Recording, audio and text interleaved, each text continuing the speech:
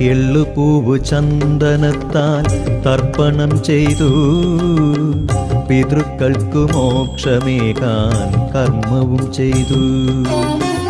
എള്ളെണ്ണ എള്ളുതിരി വെള്ള നിവേദ്യം ജലധാര വിൽവഹാരം ശ്രീഹരന് ശിവശങ്കരന്.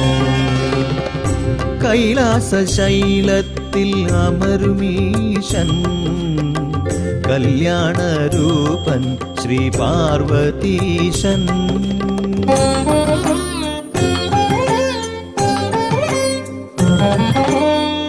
പണ്ടൊരിക്കൽ ശങ്കരൻ തൻ ജട പടർത്തി ധ്യാനമഗ്നനായിരുന്നീ മണൽ പരപ്പി. പണ്ടൊരിക്കൽ ശങ്കരൻ തൻ ജട പടർത്തി ധ്യാന